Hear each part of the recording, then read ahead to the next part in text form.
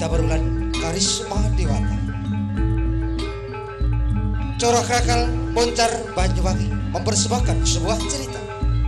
Sabda Palon Dadi Ratu.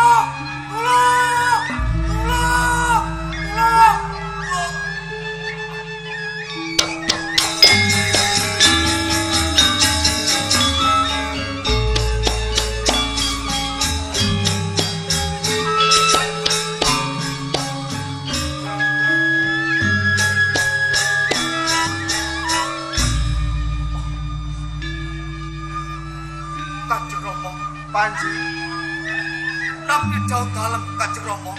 Alamu tengger, kanthi bengak-bengak nyuwun tulung. Tanpa ana ruwah, kajine Rama tanggap. Apa wigatine, Bu? Rama, lagi mawon kula nyupenna Rama. Nyupenna? Nggih. Nyupenna apa tengger? Rama, sekeca anggen kula ledang kalian Mama Sabda Palon Naya Kinggong. Dumadaan wonten maruta kang ageng sanget. Pindhanipun sindung riwut. Kathah kekayon ingkang sami rebah. Kathah wong ingkang sami risak. Ngantos kula saha Mama Sabda Palon Naya Kinggong derek katrajan dening maruta menika wau Rama. Rama, kula badhe nyuwun priksa dhumateng panjenengan. Punapa to wertinipun kula menika wau Rama? Panjulung. Tau dalem. Pasu penangu ki mau ana gandeng.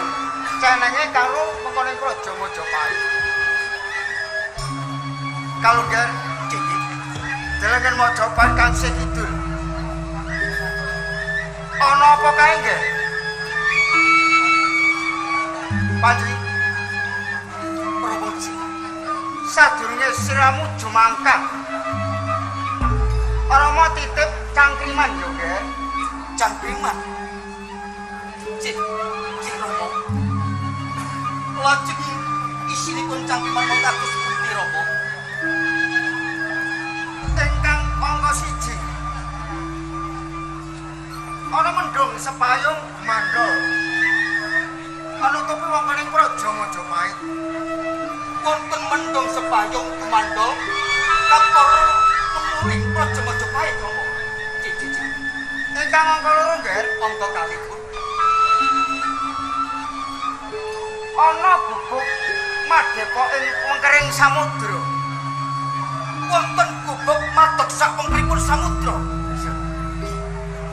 Ajeng Rama. Ingkang angka 30 ana Surya Kembar madangi wewengkoning praja Majapahit lan Kabupaten Slebar. Wonten Surya Kembar ingkang madangi praja Majapahit mendhepun Kadipaten Slebar Rama. Ana sarana kang permati kabo madangi Sasana Kimau. Yen rekamu Prabu lan wewengkoning Majapahit bisa mbatang alan cangkriman Kimau ya. Kang pungkasan ana jago kluruk mijil ana jroning 3. Jago kluruk wonten sak lebetipun 3. Panji dawuh dalem Rama. Kembang mlathi kudu kowe pira nggih? Setunggal Rama. Ana 2. Rama!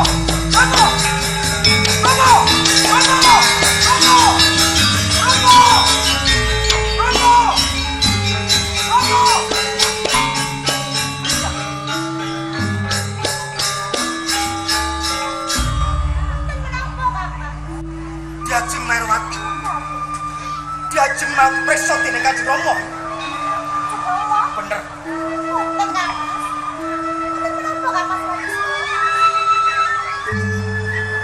Diajeng Merwati.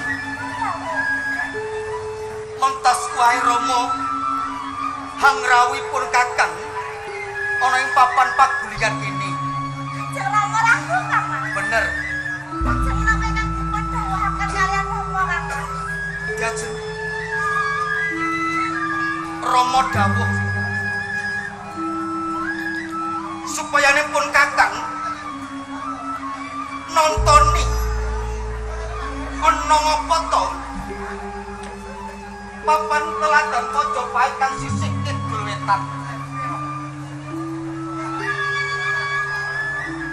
Diajeng Marwati pancen sajak gawe Rama kapara nyoloweti banget.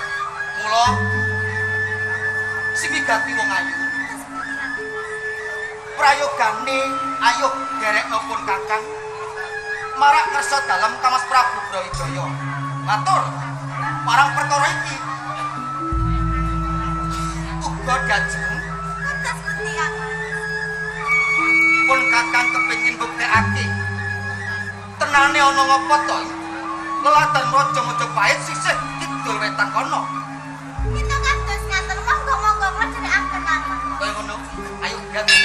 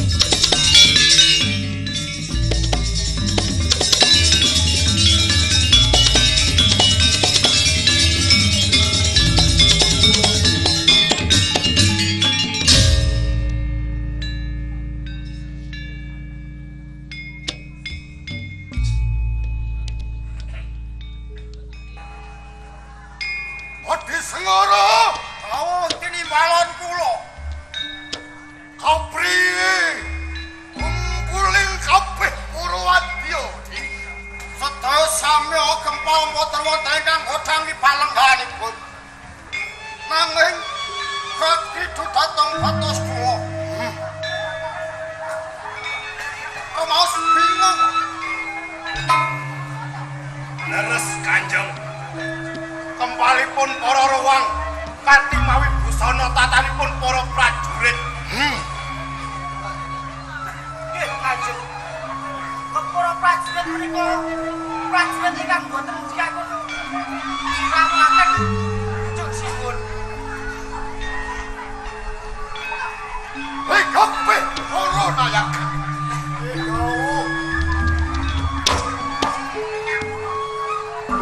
Miturut kandulumu. Odi Sengara. Kaya dening sapa? Pindanipun bagus kok swara saking Manyar Gandhi. Paswanggana. Ina budasa saking Badan Puro. Lajeng kula kados ngeten menika kados sinten? Kaya Jaya Supeno. Jaya Supeno. Iya, Pak. Yen kula kaya ingkang kono.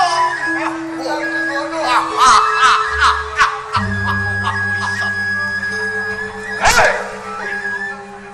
Mula kowe kabeh tak jarwani. Lumrah kowe bingung. Mulai kalengan iki tak kandhani.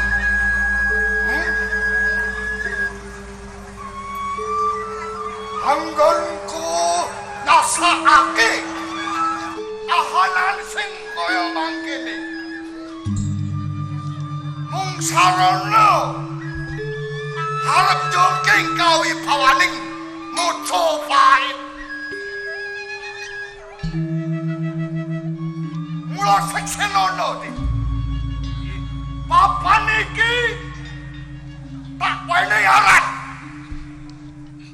Giri Sabaran.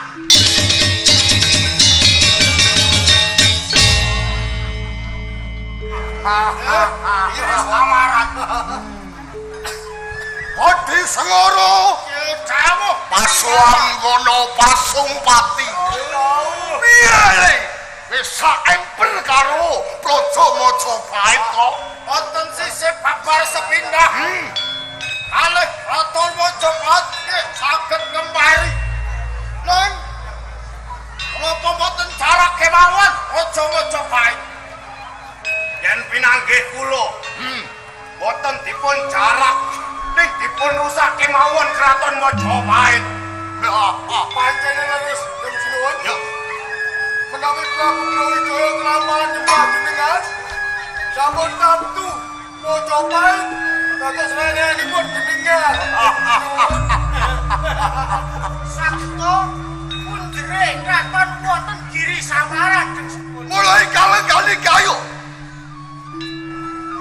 Sematakno kabeh para kayakaning raja para prajurit rangsang ana ing Praja Mojopahit.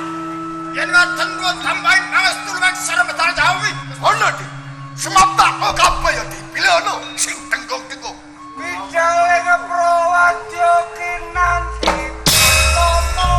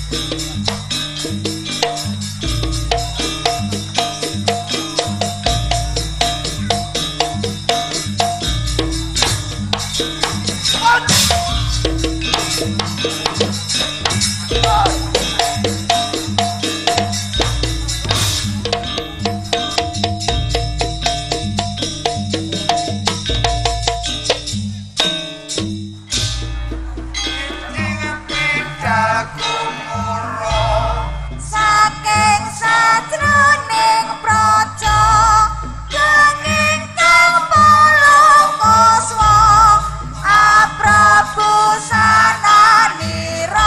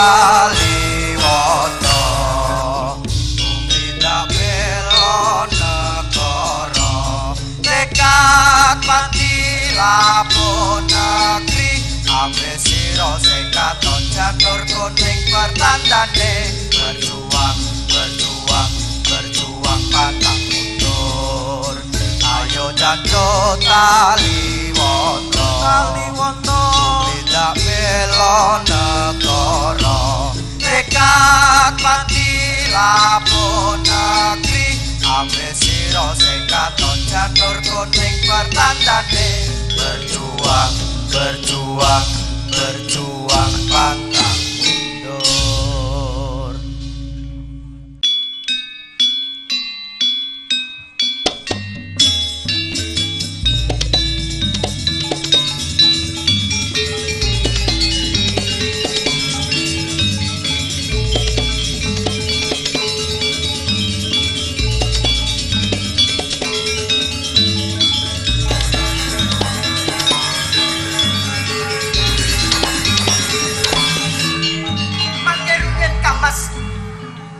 Larso sing kabeh ngenai wewangunan ingkang ageng sanget pancen bener ning papan kono mau ana wewangunan sing gedhe banget kamangka wewangunan kae mau isih mangka tlatah Praja Majapahit iki mula sangka Kyai ayo sowan ning Kang Mas Prabu Brawijaya matur Yai matur inggih matur Kang Mas Tilarso nanging kula inggih gumun sanget dinten menapa anggenipun wiwiti membangun pangapunten Kang Mas kantor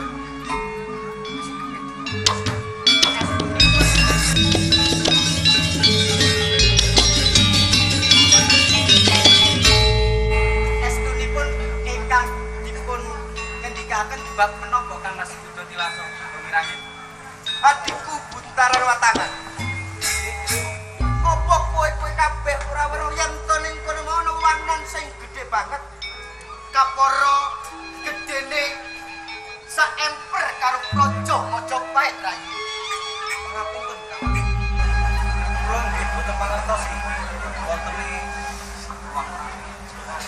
wangunan ing menika wau kowe uga ora weruh kok aneh sanget Kang Mas Dimas Tilarso jauh wirangin cek kula saiki malah buntaran watangan ora sisa iki mau padha kumpul nek iki mau sing dirembuk apa pangapunten dalem kula Kang Mas wonten wewangunan ingkang ageng sanget wangunan leres apa iso leres Kang Mas menapa Kang Mas Prabu Brawijaya badhe mindah punjeripun kraton Majapahit jalaran tasih kalebet tlatah Majapahit Kang Mas Taranggono iji kalebet tlatah Majapahit leres nanging tak kira Kang Mas Prabu Brawijaya ora bakal nganake marang kraton mapan ana ing papan njabung laku esuk laku jampalan ngapunten Kakang Dimati Meruncak dening kula ngantos krenggosan kudung lapak panjenengan niku istunipun menapa mboten ngertos napa apen-apen mboten weruh wewangunan ingkang indah panganipun ngerti apa wewangunan mapan ana ngendi jeneng ning tengahing alas sing ana mung kayu teng blasah waktu do morat marit kuwi ngono wewangunan wewangunan ingkang jumlahipun pindhanipun dipun surat emas badhe nyaosipun iso dateng punika kula tila sampun boten wonten Kakang ngono kuwi ketok-ketoken kowe wewangunan kraton Majapahit Pak kula sehat Kakang Kakang Mas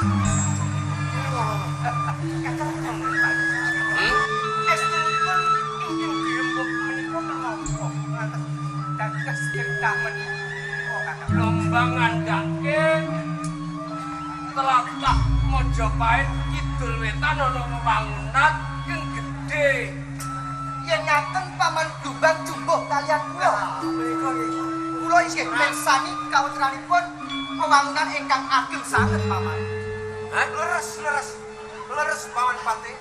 Wonten wewangunan ingkang ageng sanget. Apa iya? Inggih. Nek nuwun sewu. Wiwit kala wau kula jumakah saking kula tamusan. Monggo marginipun namung setunggal menika kok kula nggih mboten nyemarapi Kakang. Pripatmu padha karo aku ora weruh. Lajeng kula nggih priksa. Panji kula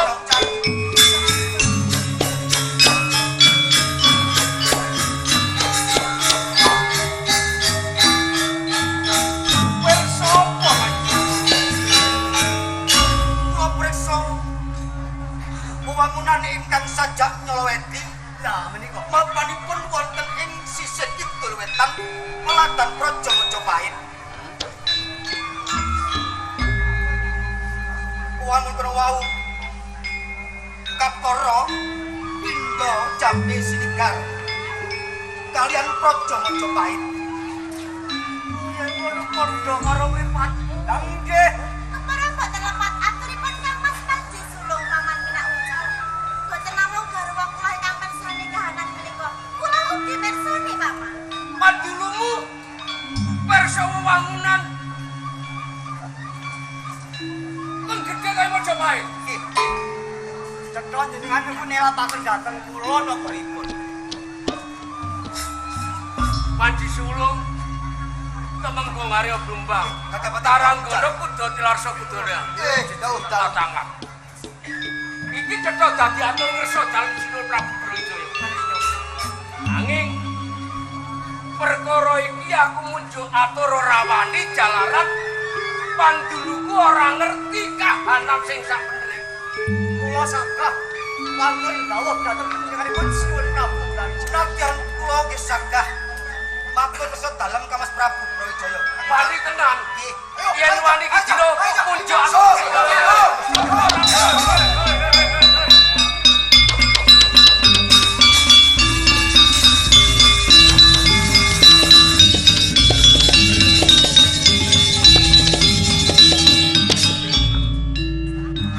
Temenggung Arya Blumbang.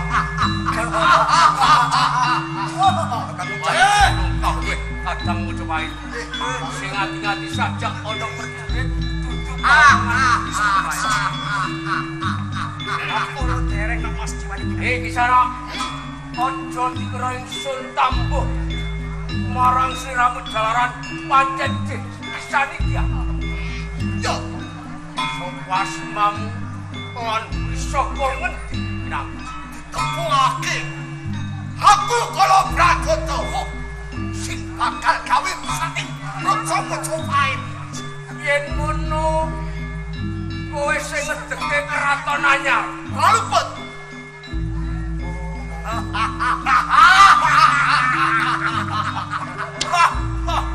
Wis ana semane kraton kuwi.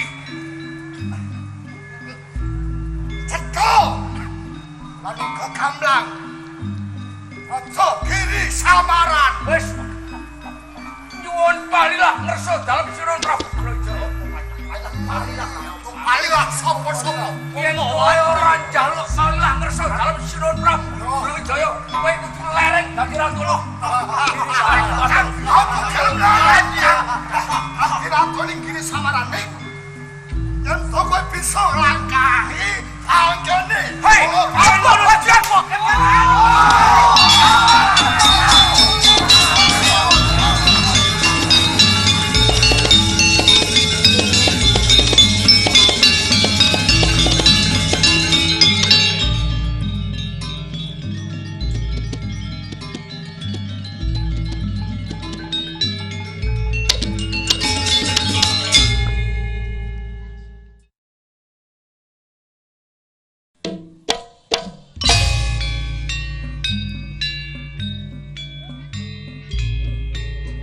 Matul kalian. Siapa tuanku?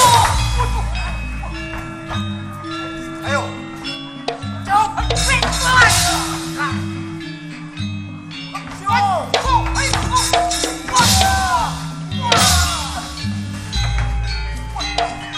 Ayo.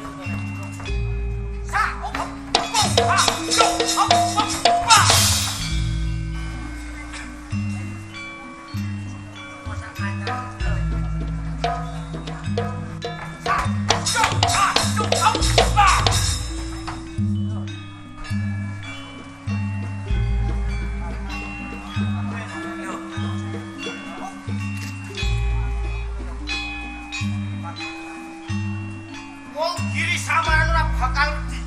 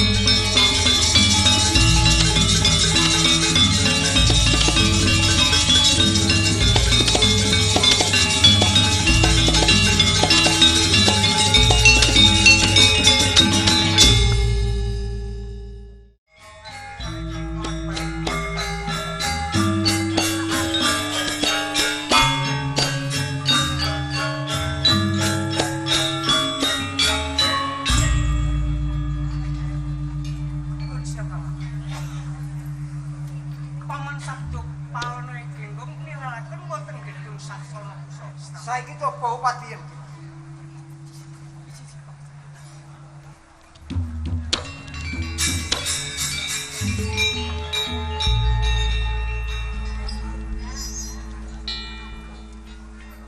Pangapunten Sinuhun Prabu.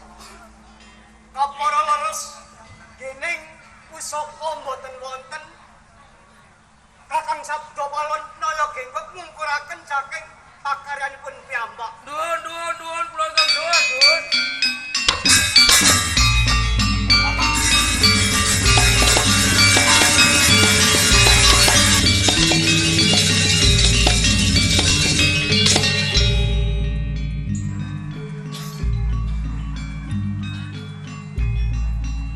Dipamongan sapa kang dadi aranira uga sapa ngerti pinangkanira. Nuwun sewu Gusti Sinuhun Prabu. Kula mateh Gusti Semara saking Raja Kuwasa Giri Samaran. Dirana wigati monggonmu wani lumengku kiadhep ana ing ngarsaning sun. Kula kantos dhateng ratu sesembahan kula kakuweh maturaken nahwala. Surat terus kanggo sapa? Ageng panjenengan Gusti Sinuhun Prabu Rancaya. Menapa jiran taman?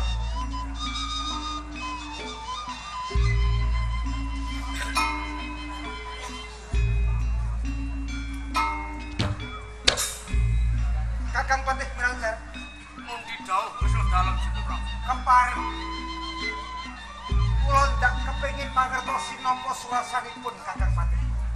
Nyumanggaaken Sinuhun Prabu. Nyuwun paseksen Kakang. Istirahat Kang Mas.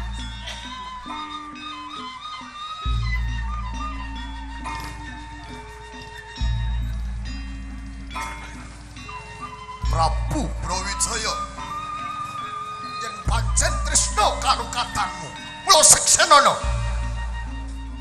Panji Sulung bakal tak hukum gantung.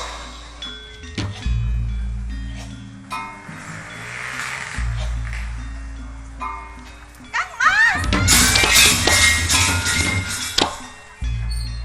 Kok kipun kesasar rumiyin Kang Mas. Sedaya menika lak kirim untuk ingkang sareh rumiyin Kang Mas Prabu. Kakang Patih Miranjar Dawuh dalem Sinuhun Prabu. nawala ngendikaken kula kedah hanyek sedik. Kula Arti kula pun panjenengan badhe dipun gantung Kakang Patih Miranjar. Nanging perkawis menika Sinuhun Prabu kedah saged ngraosaken.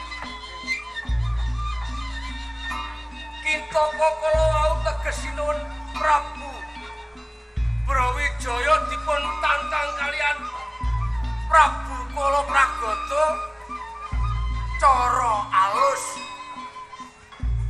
Kapara leres Sinuhun Prabu Brawijaya. Yen ta panjenengan nyariranipun piyambak wonten kraton Giri Samaran, pindhalipun kutuk maraning Sunda umpami ula maraning Gepuk. Kedah mawi cara. Mila saking menika Sinuhun Prabu kedah ginakaken cara ingkang trep kalian kraton Giri Samaran Sinuhun Prabu. Prabu Kala Pragata ngersaken kula kedah tindak wonten kraton Giri Samaran. Kanthi sarana mikut adikawon panjenengan. Kula kagungan cara Kakang Patih Miranjar.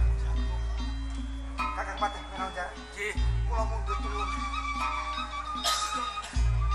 Dika paring pawarta wonten pundi papanipun Sabda Palanaya Genggok. Menawi kersa kundur dika kunduraken nanging menawi mboten kersa kundur kula ingkang bari nyari tindak wonten papanipun pawan Sabda Palanaya Genggok. menawi pangestunipun ingkang kula suwun Sinuhun Prabu. Kepareng ngepiyakaken sedaya para prajurit. Hei, metu jaba. Ngupati Sabda Palanaya Genggok. Istokaken dawuh.